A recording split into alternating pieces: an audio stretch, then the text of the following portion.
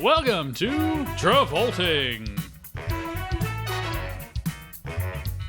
hosted by Jeff Sweeney and Stuart Elmore, covering The Devil's Reign. Enjoy the episode.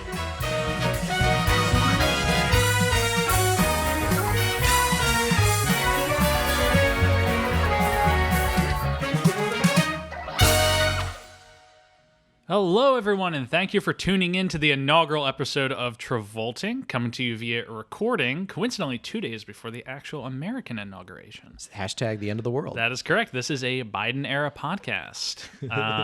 My name is Jeff Sweeney, as you heard from the title, and I'm joined by my good friend and producer for the show, Stuart Elmore. Yes, producer Stu himself. It's great to be here. All right, now to business. I just want to get a little housekeeping out of the way before we get into the business of the episode. First of all, you're probably asking yourself, who are we and what do we have to say? Why are we here? Why are you listening to us? We are two unemployed filmmakers living in Chicago. Too real. Stop. I am recently unemployed as of yesterday. I thought I had a job, but I didn't. Wait, did you not get that PA job? I did not get that PA job. Oh, I'm sorry, man. But it's fine because we have more time to record this. Hey, I'm also unemployed too, Yeah. so it's all right. And, we're consumed by a passion for one specific man, one specific actor. Praise be. Who is he, you may ask? Well, if you looked at the title of the show, you can probably assume that it is the one and only screen actor, John Travolta. The man, the myth, the legend himself. I've always just been puzzled by him. I feel like every movie I watch, I get a piece of this puzzle, but I never have the whole picture. He's just a guy who's never afraid to really go for it. Remarkable history that kind of charts the history of Hollywood, going from the new Hollywood of the 1970s to modern day Travolta exploitation. He's been defined by monstrous successes and catastrophic failures, as well as a life dotted with startling achievements and unspeakable tragedies. It's a very interesting character who we're hoping to really dive into with this show. But it's important to note that this isn't a bit. Like, we're not here to make fun of Vinnie Barbarino. We're here to explore him and kind of discover what is his motive as an actor, what's his mantra, what's his goal. We're genuinely perplexed by him, and we want to figure it out. We're here to discover the arc and exegesis of his career and kind of just put together who this guy is. And don't get us wrong, we are going to be reviewing some really bad movies on this show. Yes, we are covering 3 of the only 52 movies to have a 0% on Rotten Tomatoes, so things will certainly get dire at various points in this podcast. We're hitting a high moment here on our first one. Yeah. But my goal is to, watch all 66 films of John Travolta's career, hopefully foster some really good discussions, hopefully discover some things, and have a good time doing it. All the while dragging poor Stuart along the way with me. I'm happy to be here, man. Through this canon. And we hope that you all join us along the way and have a good time while doing so. Before we get into the main thesis of the episode and the movie we're covering and kind of just talking about John himself, I want to go over some of the boring ground rules and the commandments we'll be sticking to for this show. We're going to be comprehensive, but we do have to set some limits for our own sanity and also just for the continued viability of my relationship with my girlfriend. I'm already going to be watching 66 John Travolta movies. I could not include 82 episodes of Welcome Back, Kotter. So on that, our limits are going to be we're only covering the movies. We will not be covering we will be covering documentaries. Wait. TV shows. Yeah, can you cut out like 10 seconds prior? I'm not cutting anything out. We will be covering documentaries that he has appeared in. There are a few in our list. The list will be posted on a few places that I'll share at the end of the episode. So we'll be covering any feature films he's in, television films, cameos, documentaries. We will not be covering television shows. As I said, I could not justify watching 82 episodes of Welcome Back, Kotter for a 1-hour podcast episode. It might be a Patreon thing in the future. This Patreon, wow, you're going really ahead. This unfortunately does also include, we will not be covering at this time, The People versus O.J. Simpson. But frankly, that's like a year away, so we could get there, decide to just do it anyway. Bob Shapiro is my man. Yeah, so if you're looking for a cliffhanger to like kind of propel you to keep listening to the show, come back in a year, see if we've covered The People versus O.J. Simpson, and then call us out. But anyway, that's basically the extent of the rules. We're just going to be covering the movies of John Travolta, talking about them, having some fun guests on, coming to some realizations both in our own lives and about him. And Stu and I will be your guides, your chaperones through this crazy canon of films. I would recommend, if you're able, to watch the movies before we post the episodes, just so you can have some context going in. This will be an exception. But obviously there are some movies that you may not want to watch, or there's some that are extremely difficult to watch. So we're not going to judge you if you don't. We'll try and make this as accessible as possible. I will judge. Just so that you have a clear entry point and can come along with us. But that all being said, all the boring housekeeping stuff out of the way, let's kind of go into talking about John Travolta. John Travolta. Yeah. Quick thing a little bit about me is, I grew up in Midwest Indiana, and one of the things that sort of centered my family around some of our pastimes was watching, family films. And I got to say, one of the key landmark family films that I watched when I was a kid with my parents and my younger brother was Wild Hogs, which has a stellar cast of Tim Allen. Yeah, Tim Allen. Woody Allen. I was almost going to say Woody Allen. It's not hog. Woody Allen, but he is a wild hog. Tim Allen, William H. Macy, John Travolta, and... don't look at me. I've not seen Wild Hogs. But Bad Boys. We have like 53 episodes to go. But Bad Boys. Martin Lawrence. Martin Lawrence is in this, and it's got another bigger cast. But just to give the audience perspective is that I love John Travolta so much for just what he's done with the cinematic community, and for people who have grown up on some of his films. It's amazing. So to go into John Travolta a little bit, John Joseph Travolta, who is 6'2". Good to know. He's 3 inches taller than me. Don't need to brag about your height, Jeff. But he is, anyway, 3 feet taller than you. He's 3 feet taller than me. He was born February 18th, 1954 in Englewood, New Jersey, USA. So, John Travolta, one of 6 children of Helen Travolta and Salvatore Samuel J. Travolta, not Samuel Jackson. Boy, would that be a twist. His father was of Italian descent and his mother was of Irish ancestry. For folks who can call me out on this, I am indeed reading this from IMDb mini bio, so you can all look this up yourselves, but I'm going to continue. His father owned a tire repair shop called Travolta Tires in Hillsdale, New Jersey. And I've researched it. It unfortunately no longer exists. Had it have existed, we would have made a special episode where we went to get our tires replaced. Just to talk about Travolta tires. Yes. I imagine there should have been a museum for just Travolta tires. As near as I can tell, it has been razed to the ground. Deeply unfortunate. Deeply unfortunate. So Travolta started acting, appearing in a local production of Who Will Save the Plowboy.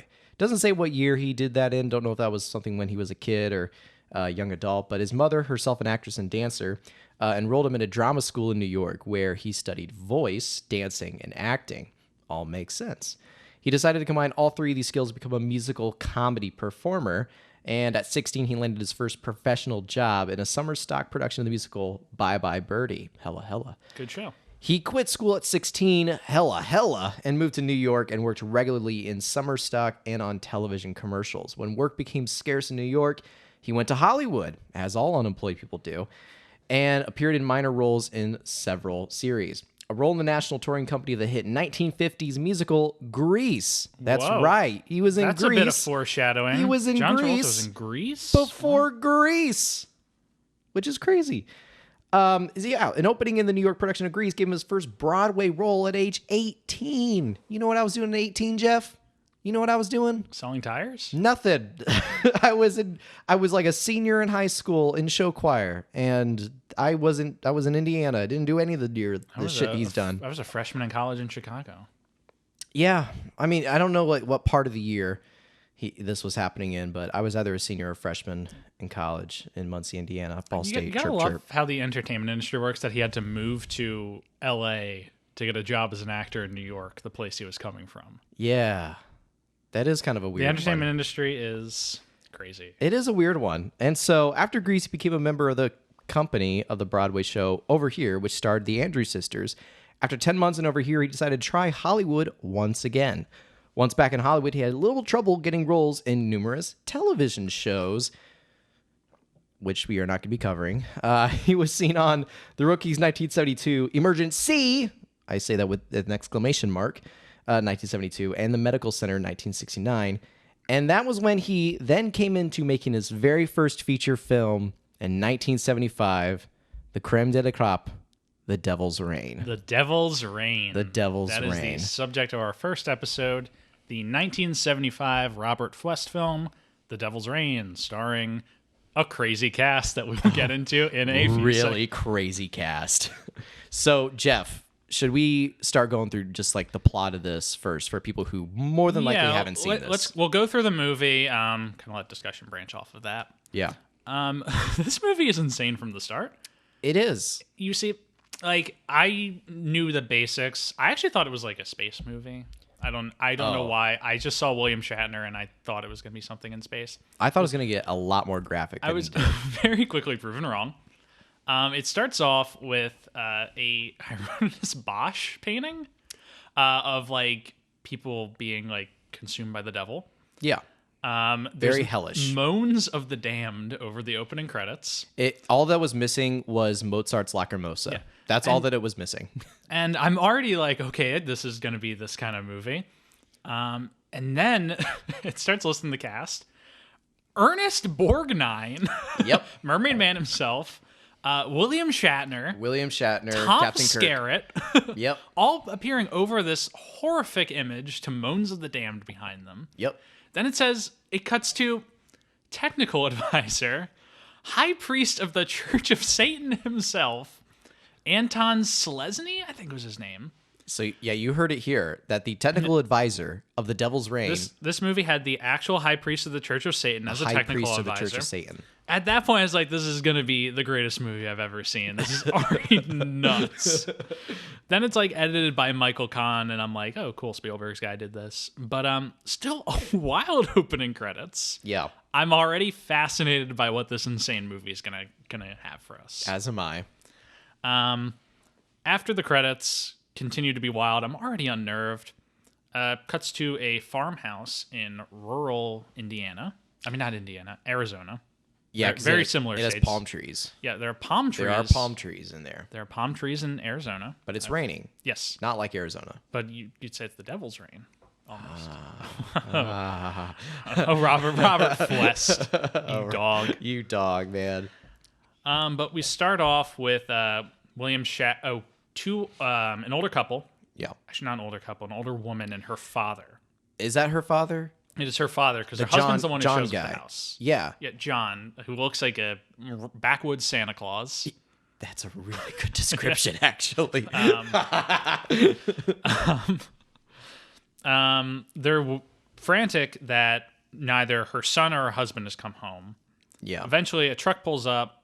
Out comes Captain Kirk, William Shatner, who runs into the house wearing a very tightly fitted vest and a button-down flannel. He's looking good. He's acting same as he did on Star Trek, a lot of exaggerated, but same role. We love him for it. He's like, oh, my father hasn't come home yet. He's a little perturbed about this as well, but he insists he's probably just caught out in the rain. Then another truck pulls up.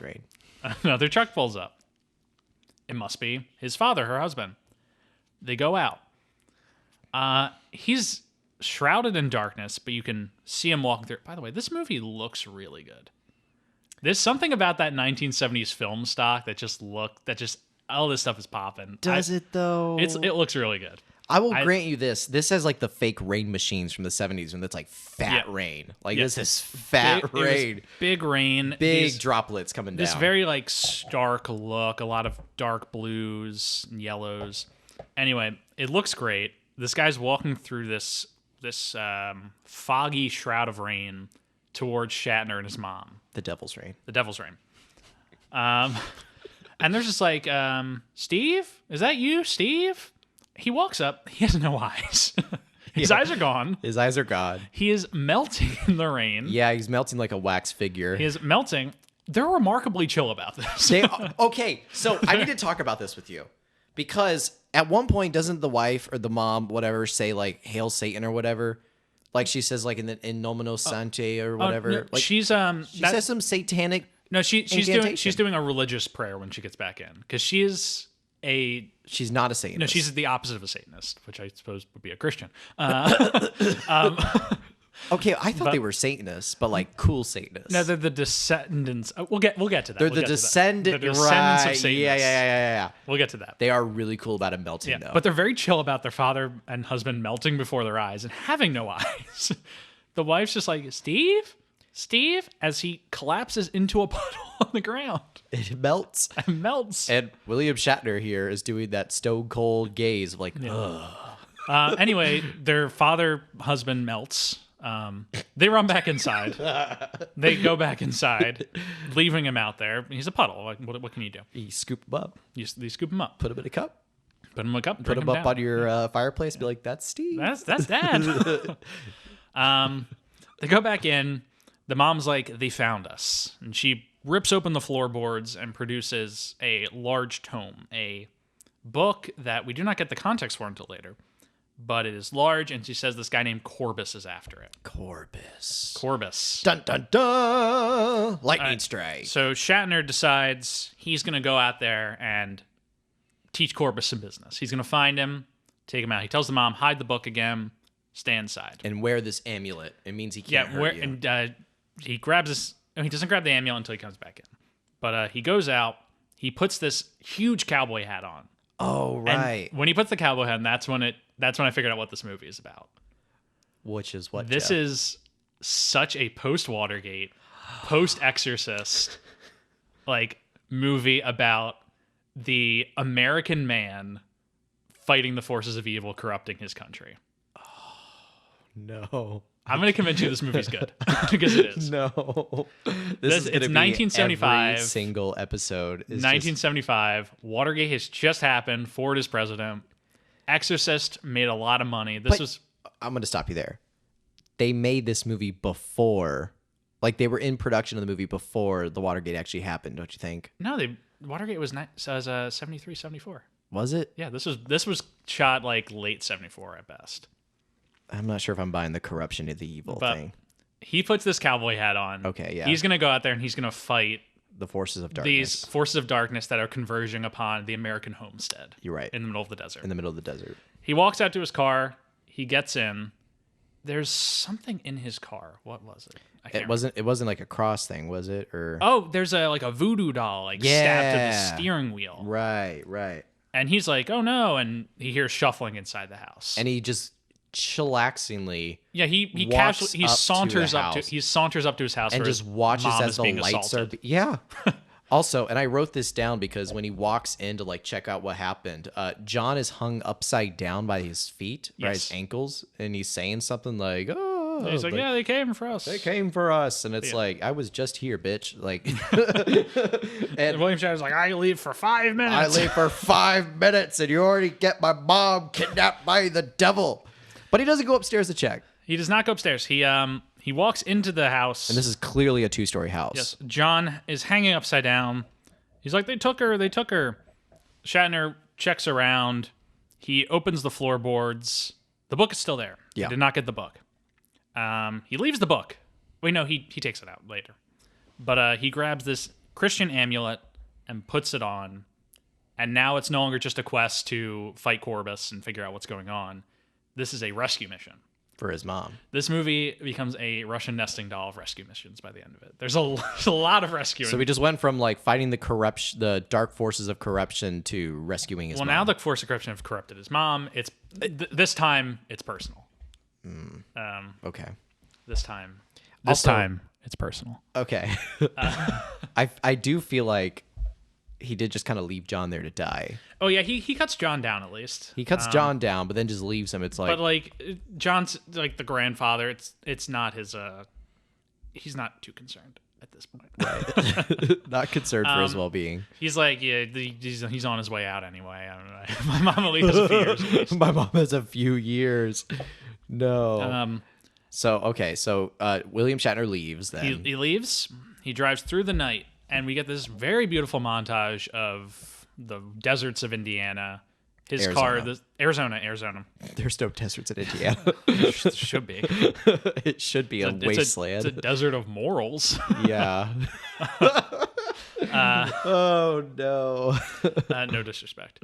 If you're listening to this and you're from Indiana, I mean the rest of Indiana, not you. Just my whole I mean family. you are a very cool person, and I like you. You just but like to ripped all my the whole Indians family. who do not listen to this podcast. I'm from Indiana, by the way. You said this. You said this. I did say this. And I'm from Philadelphia for context, because I guess we're just saying where we're from now.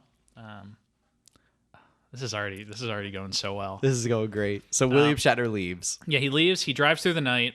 Beautiful shots of the arid Arizona deserts and mountain ranges and an abandoned gas station. It's beautiful.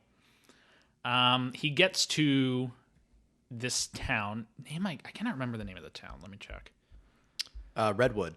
Is it called Redwood? That's the abandoned one, right? Yeah, the abandoned town. The abandoned town is Redwood. Okay, so he gets to Redwood. This abandoned, like, clearly it was made for a Western movie, and they were able to get it for filming for this movie, so they used it. Can I jump in here and talk about like my own personal experience until like you stop me? So my Amazon Prime account was apparently glitching up, and I had hit play and the sound was out of sync. But no joke, I literally thought it was just the movie was that bad that the sound was not in sync.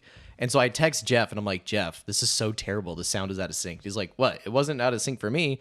So then I had to like reset my Prime, and then it turned out it wasn't out of sync. It was just my own Amazon Prime account. And that's when Stuart realized this was a great movie. Not true. It is a good movie. Continue. This movie... He's in Redwood. This movie rules. It does not rule. It rules in hell. It rules in hell, It but also rules rules in on hell. Earth. One could say it rains. So he gets to So he gets to Redwood. I'm looking at my notes, and at this point in the movie, I literally just wrote "the shit rules." He gets to Redwood, and he meets this Ernest Borgnine. Corbus. Yes, Corbus. Who has very pronounced eyebrows. Also, because Corbus just like appears to him as just like somebody who lives in the town. Yeah, he just like shows up as like a sheriff-looking guy. Yeah. Very non-evil looking right now, except for the eyebrows. Shatner can't get this water to come out of like a trough. Yeah. And Corbus is able to get it to come out immediately. It's magic. And Shatner's like, should I drink this water? Are you about to poison me? Corbus tells him just drink it. Shatner just goes for it. He's fine from the water. It was not poisoned.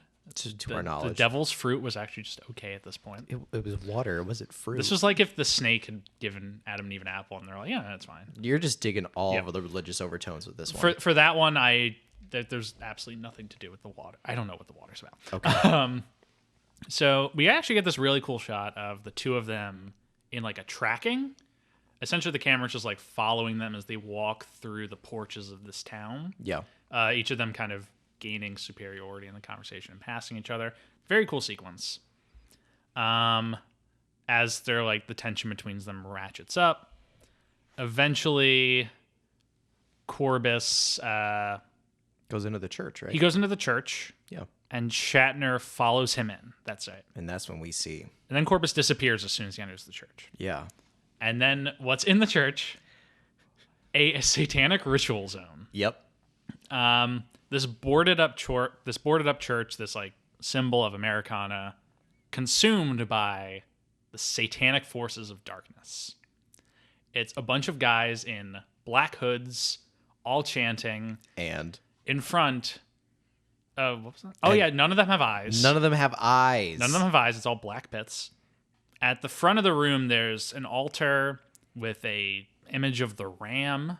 The ram. That's the satanic thing. A upside down cross and pentagram. Yeah, they got all the imagery here. This is like a true ritual zone. Right. Can I just say, I love when movies have cults with hooded guys who chant. Oh, yeah. It's maybe the best part of The Rise of Skywalker, a movie I don't love, is that there's a bunch of guys chanting. You're talking about the hoods. Sith arena, right? Yeah, that is a great part of that movie. What is it with the hooded figure chanting that gets your... It's just cool. It's cool. It's scary. Like it's cool. It's effective. You can't see their faces. I don't know. I just like it. Okay. Cool. Anyway, all these people are chanting. Shatner, not really threatened by this. I mean, he's a little threatened. He sits in a pew, doesn't he? Yeah, he walks up and he sits in a pew. Just like, I'm going to participate in this. He's Pepe Le Pew. He sits in a pew. Yeah. And he watches as Corbus emerges now in flowing red robes. He's cosplaying as Emperor Palpatine. He is the high Satanist. Yes, he's the elite priest. He's the high priest Satanist of this satanic cult. Yeah. So he goes up and he starts the ritual. Their like daily prayer session, I suppose. Yeah. They have a little conflict inside of the church. They say they're going to have a test of faith. That's it. Right. Shatner pulls out his gun and shoots one of the Satanists. Oh, you're forgetting the prayer battle.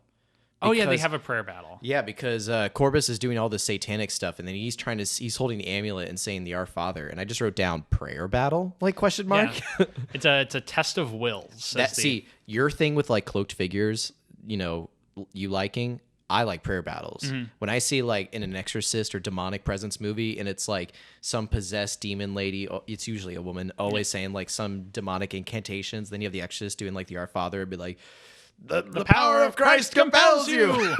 It's like that is like my favorite because it's like literally like you're battling with your words. Like nothing physically is actually happening. You're just throwing words and seeing what sticks. And this is a movie very much in the shadow of The Exorcist. So it very much is. They took that from... They take that inspiration. Yeah. But I think it does something new with it. So they have the little prayer battle. The prayer doesn't work. Right. Shatner is forced to resort to his gun. And he kills one of the Satanists who melts into a puddle of wax. And when a hooded figure gets shot, it should be important to note that like it's not the obvious. They spew green wax. Like they have green blood apparently because they're possessed or mind controlled. I'm not sure how to like classify it, but they're in one way or the other. They're like slaves to the high priest. Yeah, they're possessed by the ghost of a Satanist past. Yeah. Oh, good one. And so yeah, when one of the hooded figures gets shot, they bleed green blood or wax, which one you want to go with, and it's just like a little jarring at first. You're like, oh, like they just have green blood. Yeah, cool. Continue. So he melts into a puddle, and Corbus looks at Shatner and points to his gun. And essentially says, like, is that your faith? Is that your God? And is a gun? Oof. Real metaphorical. Yes, very metaphorical. Very good stuff. Yeah. Shatner understands the logic and realizes he just gave into temptation and killed someone in what he was trying to make a religious test. He's corrupted himself. He is as good as evil now. So he runs out of the church. He's surrounded by all these dudes who are now out there, all these Satanists. None of these are really like putting up a fight, by the way. They're just surrounding. Yeah, they're standing. Yeah. They're present. There's a good. I'm sure there's like a movie comparison. It's like Walking Dead with them. They're just like running through the zombies that can't run. They're just walking. That's kind of what this is. They're not putting up a fight. They're present. They're letting Corbus take care of it. Yeah, our man Corbus. Ernest Borgnine's really good in this movie. He's good. I will grant you that. He is really good in this movie. He commits to it. He really commits. Yeah. Oh, I think has Corb? No, he hasn't turned into the thing yet. Yeah, we don't want to get there yet. Yeah, we're not at that point yet. Turns into a big spider with Shatner a goat's head. Shatner like pulls a cross out and he turns into a snake. And at that point, Shatner is put upon by all these Satanists who subdue him, knock him out, bring him back inside the church. Cut to Tom Skerritt. Can we just talk about the transition at this point? Because the transition is not graceful at all. Like literally, you just see like all you see is like William Shatner like bent because he tries to get into his car and there's a Satanist in the driver's seat. Yeah. And my thought is like, open the door and shove the guy out. He's not going to put up a fight. But in his mind, in the movie rules, it's like, I can't go in the car. So then he just like backs up against the car door. It's because Shatner realizes he's already fallen into darkness. He knows he can't escape his fate. Motherfucker's got to get out of there. He's got to get out of there. And he just like goes back against the doors. He's like sliding down and he's like sitting on the ground and he's getting surrounded. And then literally at that moment, it just cuts to Tom Skerritt. Yeah, we cut to Tom Skerritt and his wife. Science experiment. What's her name in this? Her name is Emma. It's Emma. Emma. I believe it's Emma. But his wife is psychic, and she is being experimented on by our good friend Eddie Albert. You might say this is an Ed and Lorraine Warren thing, where it's like, Tom Skerritt's... He's a scientist, and they're using his wife's latent ESP abilities to, I guess, predict the future. Predict the future, yeah. And so she's laying on a table, and she's saying things she can see in her dreams. And eventually she just starts seeing flashes of the future of the rest of the movie. It does not look good. She's a Satanist. She sees a guy dressed like a ram. She sees herself screaming against a glass wall. She knows that there's some dirty business to be had. It's not looking good. At the same time that she's having this vision, a man comes into the room and gives Tom Skerritt a note.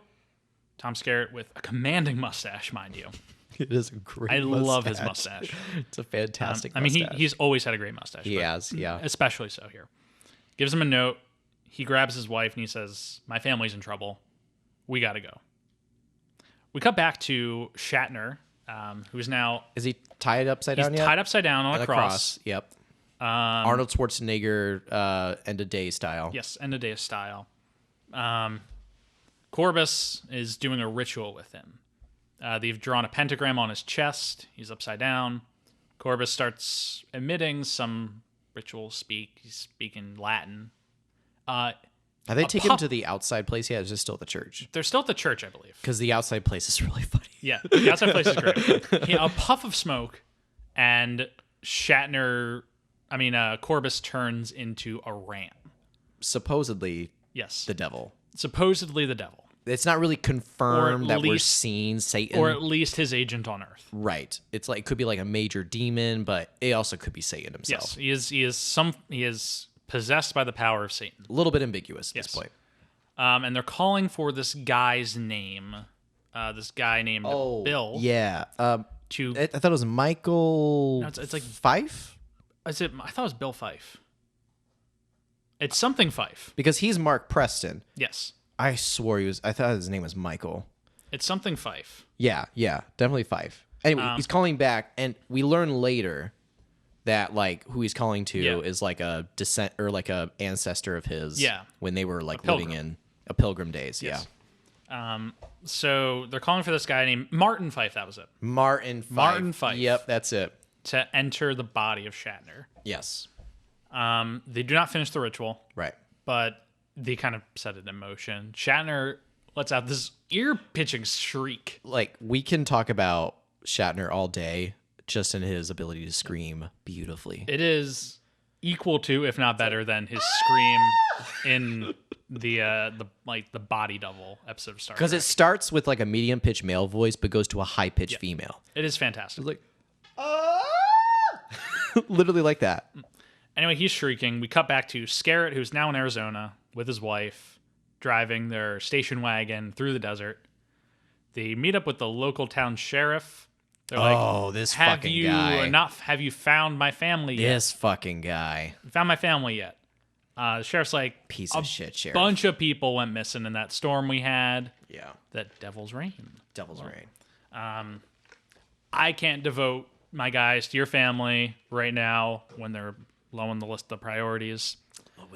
So Skerritt's like, I'm going to go into the town myself. They have 2 police officers on this. They have like 2 police officers for this like middle of nowhereville. Yeah. So he drives he and his wife into the abandoned town. It is completely abandoned. Can't see any Satanists, no Shatner, no nothing. Yet.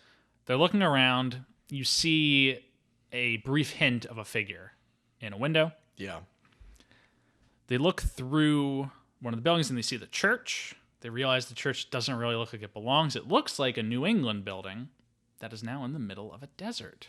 In Arizona. It looks very much like the church from Westworld. It's kind of weird because this is like New England pilgrimage times, but it's taking place in Arizona where there are palm trees. Yes. Very good stuff. We're not going to comment on that, I guess. No, it's not modern day. I mean, modern day for 1975. If this is supposed to be about like, descendants of the congregation, shouldn't it be taking place in like New England? I guess they moved to the other side. I mean, I guess that's why at the beginning the mom was like, Corbus found us. They moved so far away that he eventually found him.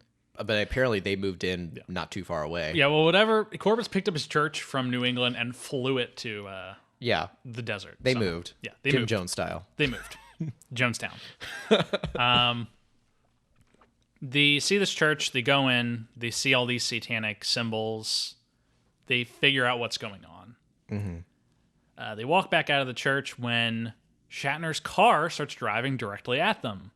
They jump out of the way. The car crashes into a building, and a young-looking cowboy guy runs out into a building, into a saloon.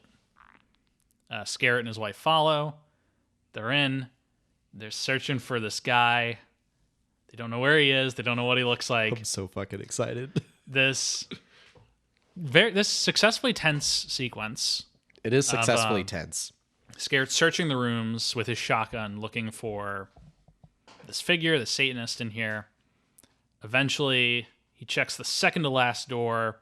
The figure pops out of the other one, and it is John Travolta. Yeah! Is a extremely young John Travolta with black eyes, wax upper half of his face. He's very unrecognizable. Yeah. You wouldn't know it's John Travolta. It took me a little bit to like, realize it was him. Well, because in IMDb, he's credited as Danny. Yeah, Danny is the most, like, they got to post-production, realized they wanted him to have a name, wrote in the credits name I've ever heard.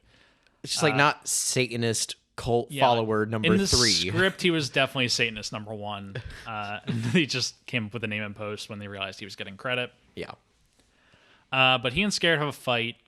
Scarrett successfully knocks him out, but not after a bit of conflict between the two of them.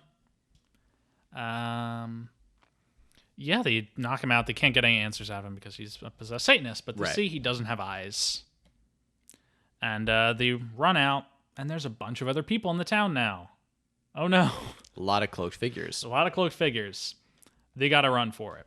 Yeah. They hop into the station wagon and take off. But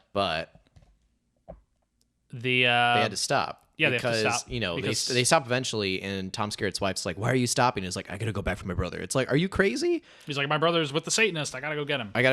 And so, like, he gets out and decides he's gonna walk back to town. And she keeps driving though. Yes. And the whole time in this scene, they're in this like 3-layer station wagon. Yeah.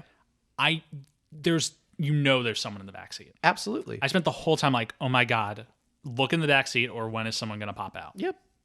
And then lo and behold, yeah, there we go. The mob. It's the mom mob pops up with her eyes not in there. His wife screams. The mom grabs her. Car crashes. Back to Scarrett. Cut to. Who cannot get back to town. Oh no, he runs after the car when he hears the crash. She's not there. Right. He's now back in the town. So it has now turned into a double rescue mission. Yes, we now have a rescue mission. Also, fuck the mom, right? That is famous. Yes. Remember that at the beginning of the movie? Shatner went to rescue his mom. And they're got just like, captured. Nah. Scarrett and his wife went to rescue him. She got captured. So now Scarrett has to rescue 3 people. Yeah. And also their dad. They keep mentioning like their dad may be there, but I thought he melted at the beginning. Yeah, that was a weird thing. He melted. The plot of this movie, in terms of like what the major objective is, gets more convoluted as it goes on. There's a lot going. There's a lot of business. Yeah, there's but it a changes. lot of business. Yeah. So now, after he sees his wife is gone, I think he goes back to the town. He goes back to the town where he lived, or where he's like staying. And we discover that his friend, not at Redwood. His friend Eddie Albert has come with him. Oh yeah, this guy. And they're looking through the book. He makes the dumbest decision in this movie. John gave them the book. And this guy's looking through the book, and he's like, I think this is a satanic book. I think this is a cult of Satanists. Yeah. And Scarrett's like, it doesn't make sense, even though he saw the ritual zone. And people with no eyes. Yeah, and people with no eyes. Like, Tom Skerritt's still trying to be, like, a logical skeptic at this point. Like, you know those characters that are like, I'm sure there's a reasonable explanation for this. And they're like, bitches, they got no eyes. Yeah, they have no eyes. But they're talking, and Eddie Albert's insistent that this is something deeply concerning. They're Satanists. All that fun stuff. Yeah. So the two of them head to the town. They head to the town. Actually, wait, Well, I'm thinking, where's the part that Shatner actually does get possessed? Because that happens in the movie. I skipped over something. Okay, yeah. Before he goes to meet Eddie Albert and they look at the book, Scarrett gets a disguise cloak. This is one of my favorite parts. And this is my second favorite part of the whole breaks movie. into this outdoor like Sermon on the Mount like ritual. Yeah. This is Raiders of the Lost Ark, Nazis melting. This is set. Remarkably similar to the Raiders of the Lost Ark. The looks very similar. The set looks very similar. The costuming looks similar. Someone melts in it, much like the Nazi. But it's a very similar setup to the end of Raiders of the Lost Ark. And so they're doing this ritual to, like, once again get William Shatner possessed by Martin Fife, and our good friend. Tom Skerritt all he's doing is just He's watching. slowly walking. He's slowly watching, not making any moves yet. He doesn't want to blow his cover, obviously. So he just slowly walks up a little bit closer, keeping an eye on. There's a really cool shot though where he you see like a hooded figure walk up, and then turns to look at the camera and it's Scarrett. Yeah, It's a very cool reveal of him in the disguise. yeah. Very nice rack photos. But all of this after happening, like Tom Skerritt does nothing, which results in Shatner getting possessed. Shatner gets 100% possessed because Scarrett just kind of watches while it happens. Doesn't He's jump curious. in. It's like no, nope, doesn't do any of that. Meanwhile, Travolta is walking through the crowd as well. Yes, because he's And- like he's a smart possessed. Yeah, he's a Satanist. smart. He's credited Satan. He's featured extra. Yeah. Satanist. And up in the mount, Borgnine turns into the ram again. He successfully possesses Shatner with the spirit of Martin Fife. Shatner now has black eyes, the wax upper head. Scarrett is concerned. Travolta spots him and screams and is like, Outsider. outsider. That was it. Yeah. Outsider. That's Scarrett's concerned because he just got spotted. The figure in front of him turns around. It's his mom. He's like, oh no, my mom and my brother have now been possessed by Fucking way too late, bro. pilgrims. by Pilgrim Satanist. By pilgrim Satanists. Yep. So Scarrett now he runs goes- for it. He gets into a fight with one of them. He punches Travolta at one point. He runs back Travolta. to the town. Takes refuge in the saloon again, where one of them comes at him with a pitchfork and he stabs them with it in reverse. Is this where the flashback scene comes in that explains the whole pilgrimage thing? Yes, this is when the flashback scene happens. Because that is what tied it all together. Because the description of the movie in IMDb is about that flashback. Mm-hmm. But you don't get that flashback until what? It's not even like an hour into the movie. an hour into the movie. So like, oh, this is what the movie's actually about, which is, that Corbus Was a pilgrim. was a pilgrim. They were like living in Town of Salem days, and essentially like The local priest They came to all- burn down their meeting spot. and they were gonna burn them at the stake and all that stuff, which included William Shatner's casted as like the ancestor, The good Satanist. the good Satan. Yeah, they're Who- a good Satanist in this. His wife decided to turn them in, and with the condition that Shatner not be burned with them. Yeah. The priest is like, no, you did supposed to support Satan. You're gonna burn. You're gonna burn. Yeah, and Corbus also burns. Yes. Corbus makes all of his followers, including 2 children, pray to Satan that they will stay faithful and one day they will be returned to the earth after they're sent to hell. So he makes them all pray. They're all burnt. And that kind of gives us the context as to what's happening in the modern day era, that Corbus has returned. He has the power of the devil, and he's bringing his old followers back to life into the bodies of their ancestors. Or their descendants. Their descendants. Yeah. But yeah, you pretty get that freaky. an hour into the movie. I like it. I was not a fan. I'm like, oh, now I know what this movie's about. I like that it's just kind of this creepy movie up until that point when we finally get the context. Creepy or just ambiguous? It is creepy. I thought it was. It is a really good, bad. It is a good movie. Movie hasn't ended though. Yes, movie has not ended. The America has not fallen yet to the forces of evil from their past. This is after the flashback scene. Yes, this is after the flashback scene. That fight happens where he stabs the guy with a pitchfork, killed a guy with a trident. Yeah. There's an Anchorman reference for you. Thank you. I'm broken. John Travolta is not in that. He is not in that movie. But he runs back, and that's when we have the Eddie Albert scene where he shows the book. Yeah. It's like, in the book, it says that the names of the people are here. Right, and he says Martin. Oh yeah, Fife. anyone who was possessed, their name is written in blood in this book. And they look and who's there? Shatner's name, Mark Preston. Yeah. Because it has appeared in the book spontaneously. Yep. Now that his soul is. I wasn't here this morning. Now that his soul is in the devil's reign. Spelled R-A-I-N, which we'll get to. Like just regular. Yeah, rain. it is not the devil's reign. Like he's not in hell. R-E-I-G-N. He is not in hell yet. Right. But Albert and Scarrett decide they're heading back to town. They're gonna show these Satanists what rescue his family. So they go. Yeah. They're Talk about how good of a job they did. There are some lapses of judgment made in the following sequence. A few. They head into the church and they hear... Oh, his wife's still missing. Oh, his wife's still missing. They head into the church and there's moaning. The same moaning from the opening credits over that Bosch painting. They're searching for where the moaning's coming from. It's in the floorboards. I like that both the forces of good and evil hide their like object in the floorboards. Yeah. It's a good bit. Good bit. They rip it open. They find this big vase.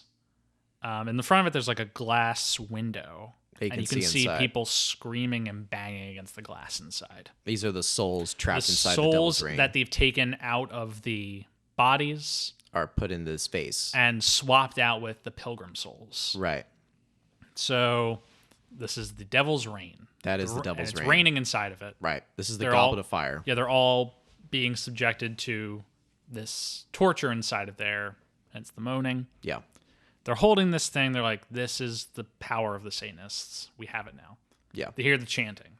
The Death Eaters are coming back. Yeah. So they run up to to the balcony in this church. And they have the devil's reign with them. They have the devil's reign with them. But these idiots leave the book, the thing that the Satanists want, on the floor. On the floor. On the floor. Right next to the altar. Yeah. So Travolta comes in, and he's looking around. And he's like, the floorboard has been ripped open, and our vase is gone. But right next to it. But right here, there's a book. It's a book. I wonder if this is the book that guy's been looking for. He grabs it and he brings it up to Borgnine, who is ecstatic. He got his book. He's been searching for this for 300 years. And they left it on the floor, and he gets it. Just wait till you hear how they get the devil's reign yes. back. That's my favorite part. Can we get to that? We'll get to it in a second. Okay. So Borgnine's ecstatic. He has this book. His plans can now be set into motion. He throws it up into the air. He is so excited. He leads his followers into the church. They're going to convert Scarrett's wife or they're going to possess her with someone. Yeah. Because this is the perfect alignment of the stars or whatever, where all of the family members in this unit are all descendants of the original pilgrims. Yeah. So they bring him in. Scarrett's up there, and he sees that they're bringing his wife in. He's pissed. He's got to rescue her. So he does the superhero move and leaps off the platform. He leaps off the balcony. Punches a Satanist in the face. Does and then a superhero landing on the ground, superhero landing, and is immediately captured. Yep. It is less than 5 seconds of conflict before he is... Because, there's like 30 Satanists in one of him. He was just powered by pure male rage to rescue his wife. All that masculinity. And it did not go well for him. He is captured. He gets captured. Now we just have poor Eddie Albert up in the balcony holding this vase of souls. The bargaining chip they could have used to probably rescue his wife. Yeah. So he decides... By the way, the mom is still possessed. The mom is possessed. Shatner's possessed. The wife's about to be possessed. She's about to be. As is Scarrett now. So Eddie Albert, instead of staying up in the balcony, carries the devil's reign down to ground level. And is like, hey, I have this amazing thing that you need. All of your souls in this vase. If you do not let us go, all of the Prestons go, Scarrett, Shatner, his wife, the mom, I will destroy this vase and end all your plans. And what happens after that, Jeff? A Satanist walks up behind him, grabs his arms, and removes him from the devil's reign. You gave it way too much grace, because essentially what just happens is he is literally, like, Eddie Albert is holding the vase up with his arms, and literally a Satanist just walks up and grabs it from him. Yoinks it out. Yeah. And that's it. And Eddie Albert is immediately captured. Their plans have all gone terribly well. Horribly. But who now has the devil's reign in their hands? The possessed Shatner. William Shatner. Martin Fife in the body of Mark Preston. And this is a classic. Dig deep. Yeah. You can fight this. Corbus calls him and says, bring the reign to me. We will finish our rituals. We will lay claim to the earth. Satan's power will spread and America will be ours. Hint, hint. Yeah. Cool idea. I love this movie. He's carrying it, and Eddie Albert's insisting, you have the power, Martin Fife. You turned to the good once before, you can do it again. Destroy the devil's reign. Corbus is beckoning him to bring it. He says, you will have endless pleasure in the reign of of Satan, the devil's reign. You'll have power, whatever. Shatner's conflicted. Eventually, he's reminded by Eddie Albert of his wife back in the Pilgrim days, who was the one who turned them in and was the real hero. Right. And thinking of her, whose name I am thinking of. Can I remember? I think it's Isabella. Okay. He was reminded of her sacrifice and throws the devil's ring to the ground where it shatters. And then A hole in the roof opens and all the ground starts shaking. All the Satanists are screaming. They're running for the exit. Corbus is unhappy, to say the least. And the devil's reign gives way to the reign of God as all this water comes through the ceiling and starts melting everybody. All of the Satanists start melting. Including the mom, including William Shatner. Yeah, it does not go too well for Shatner, the mom. They all get melted. Yep. All the Satanists melt. It's pretty much looks like the painting over the opening credits where they're all climbing over each other as waxy goo. We get some really good close-ups of Travolta as he melts. Oh, yeah. Travolta does a great job of swallowing that goo. We really don't have to... I know this is a John Travolta-based podcast. We really don't have much to say about him in this movie. He gets a really nice close-up where his face melts. Yeah. It's good. Corbus struggles with Scarrett at one moment before he is thrown into the pit where the devil's reign was kept. Palpatine style. Where a gust of flame shoots out, consuming him and lighting the building on fire. Just like in episode 6. So any of them who are in the building, who are not melting due to the rain, start melting due to the flame. Yeah, it was a fire. Yes, it is a real fire and brimstone looking sequence. Scarrett, Eddie Albert, and his wife all escape past all this melting. And it ends with a beautiful romantic shot of Scarrett and his wife embracing as they spin in a circle. But then the twist, they do a spin. We see the back of Scarrett's head. And he turns. It's Corbus! Ernest Borgnine, in his final moments, has possessed Scarrett's wife and is ready to continue the devil's reign on Earth in his new body. Cut to the credits. Cut to credits. It is a great final twist.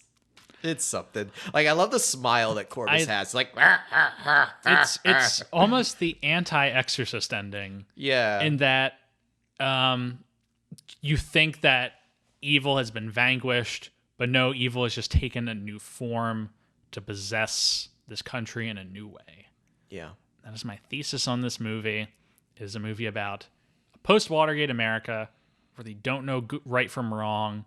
Man, evil is finding new ways to possess the populace. You know, Jeff, I gotta hand it to you. Like, after hearing you talk about all the subtext and all the overtones of the piece, it's kind of crazy, but I almost have to agree. The 70s was such a great time in Hollywood where even I'm just kidding. This movie is a piece of shit. Where even the worst, craziest movies in the 70s were fascinating. The New Hollywood, I mean, this is tail end of New Hollywood, but that's just such a fascinating period of time where a movie like this could get made. But it did. And it got made. How did it get made, Jeff? That is the extent of the plot. Fun fact about this movie. It was funded by mob money, according to Ernest Borgnine. The mafia paid for it, and the cast was never paid for their work. Yep. I mean... Tough break for John Travolta. Thanks. Honestly, thanks to the mafia for giving us this movie, Why is the mafia funding this? Is there something we don't know? The mafia's funding a lot of movies in the... but why are they funding... This movie is a scheme. I'm guessing... I'm sure it's a laundering scheme. I mean, probably someone was like, yeah, is some laundering scheme, or someone's friend wanted to make this movie. Maybe Robert Flest was in the mafia.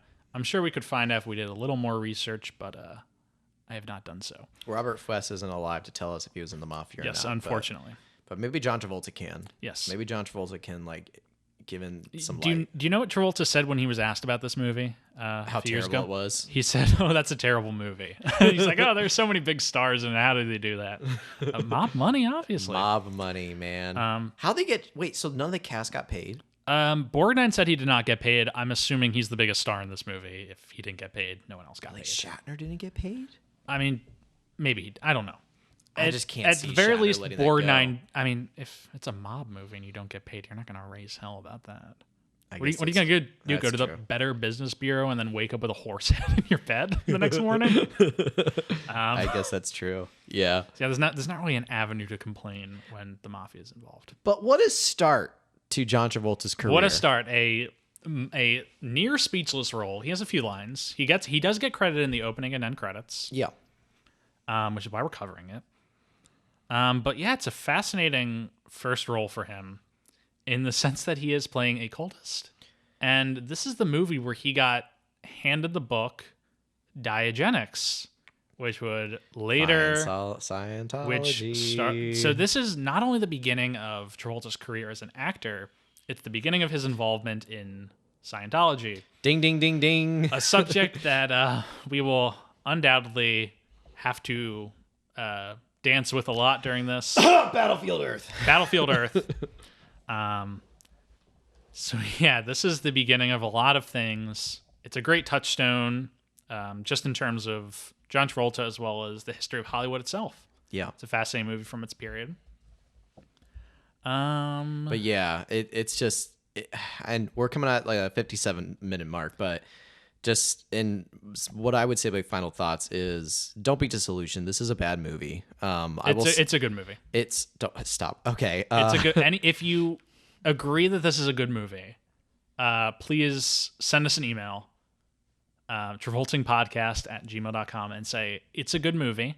It's not a good movie, Stuart, Jeff. you have no idea what you're talking about. So, all right, I'm speaking to the sane members of our audience, all 20 of you, and I will agree with you, Jeff, on one thing. Like, even some of these really bad 70s cheesy cultist movies have some sort of fascination behind them, and just like how they got made and how they were allowed to like get these big stars and just come up with the creative decisions they were able to create. I think if you're someone who's like really into a film history buff kind of zone and you just want to like go back and do this whole like tail end of the new Hollywood age, I think this one is definitely something that you should watch just for purely of a historical lesson on that. Or if you just like cool movies where people melt and there's a bunch of Satanists walking around, have I got the picture for you? It's grungy, it's grimy, it's a lot of fun. See, I think though, like for people who are looking for these cult movies, I feel like these people are also looking for some intensity. I don't think this movie really gets that intense. Yeah, there's not too much of intensity, but I think it makes up for it in just kind of like how weird it is. Yeah, it's a cult movie, both in the sense that it's about a cult, but it's just kind of one of those culty movies where crazy stuff happens. That you can tell that there was a lot of fun put into like the grody-ness of it all. But you know what's also interesting though is the movie Travolta got after this. Yes, being Carrie. Yeah, we're starting this podcast off with two movies that are ostensibly in some respect about Satanism. Yeah. Which maybe bodes ill for the rest of this podcast. It's a sign that when we get to Look Who's Talking Now, we're going to want to be Satanists. Well, it's like it's interesting because if this movie is sort of about that corruption element in America, like then I see Carrie as sort of this religious corruption then, like some morality corruption and like what that sort of brings. Because essentially it's like Carrie is born out of wedlock, and because of that, she is a Satanist, or she's like this super powered person that has, I don't know, she's not a bad person, but in her mother's eyes, we're getting a little ahead of ourselves. You know what Carrie is? It is a very fascinating movie about a lot of good topics that we will be discussing in next week's episode. We don't want to give the audience too much, and then they decide not to listen to next week's episode. Right, true. So come join us when we talk about the next Satanist cult movie, Carrie. Mm-hmm. But you know what is fascinating about this movie, though? Fun fact that I learned. Okay. This is in the IMDb trivia, so obviously IMDb trivia is, very spotty at best. Yeah. But, we're just going to print the legend. Apparently, for his facial prosthetic, William Shatner had a full head cast made. Mm-hmm. They would later use the same cast to make mass-produced Halloween masks of Shatner's face, one of which would be painted white and used for Michael Myers in the Halloween franchise. So you heard it here. Devil's Reign was the creation of the Michael Myers mask. That is so fascinating. That is pretty fascinating. Because that Michael is a demon from hell. Yes, Michael is William Shatner's face from The Devil's Reign. It's just so cool. That is cool. a very fun fact. Very fun fact. Well, Jeff, we're hitting the hour mark here. We're hitting the hour mark. Thinking about time to wrap things up. We had a very productive episode, giving you guys a little quick introduction to our show, what we're talking about. I hope this hasn't turned people away. If you found this to be a truly disastrous episode and that we don't know what we're talking about, please stick with us. Please stick with us. We'll get better. No, we won't. But no, honestly, I do hope you all had a good time. Watch this movie. It's available for free on Prime. You're not going to lose anything. It's well worth 80 minutes of your time to just see some people melt. I disagree. I think it's great historically. It's a very fascinating movie that we had fun talking about. We hope you are as interested in the topics we'll be talking about as we are. John Travolta is a very fascinating guy, and we can't wait to dig into him more, including next week, as we said, with Carrie. We'll have our very special guest and a good friend, Matt Abalde. It'll be posting next week. The movie is not available for free anywhere as of the recording date of this episode, but it can be rented on most streaming services. For like $2, $3. It was like $3.99. Yeah. Well worth it. Fantastic movie. Looking forward to talking about it. Otherwise, make sure to please rate, review, and subscribe on whatever platform you're listening to for this podcast. We're still in the process of figuring out exactly where it's going to be posted. I think it's going to be on Spotify, Apple Music, YouTube. So wherever you're watching it, please do that. And if you have the other services, maybe throw us a bone and subscribe on a few different things. Don't do that if you don't want to, but we would appreciate it. We're a beginning podcast, and we're looking forward to what the future will bring. Amen. Yeah. You can follow us at Travolting Pod on both Twitter or Instagram for updates, some behind-the-scenes stuff, some fun information. We don't have a Facebook page, right? We do not have a Facebook page as of this time. There may be one by the time this episode drops. Yeah. Go on Facebook, type Travolting. Maybe it exists, maybe it doesn't. Russian Roulette with Travolting Pod on Facebook. Yeah. I've tentatively set up a Reddit subreddit, r/Travolting. If anyone wants to have discussions about The Devil's Reign with anyone else who listens to this podcast, I'll be putting a little discussion thread. I don't expect it to really pop off right now, but it's there in case anyone wants it. If you have any questions you don't want in a social media format, you can email us at travoltingpodcast@gmail.com. travoltingpodcast@gmail.com. If you have any complaints about this episode or our show, please don't write a bad review, but email us at mitchmcconnell@senate.gov, and we will get back to you promptly. If you want to follow me personally on Twitter, you can find me at Jeff W. Sweeney. I mostly just retweet pictures of the prequels, but you can find me there if you want to tweet at me. Feel free. Stuart, do you have anywhere you're openly accessible? Just follow me on Instagram at Stuart Elmore 95. I am a photographer and freelance filmmaker in Chicago, so that's it for me. And if you have any work, I'm just kidding. We're not going to hawk ourselves in this podcast. We're here to talk about movies and not sell ourselves. Yeah, right. And before we head out, special thanks to Rebecca Johnson for our graphic design, and my good friend Michael Van Bodegum Smith for our theme music. Which should be playing right now as we lead you out of the episode. Yes, we are playing this as we're leaving the episode. Yeah. Thank you, folks. Thank you all for tuning in. Tune in next week for Carrie. Hope you all have a great week. Bye.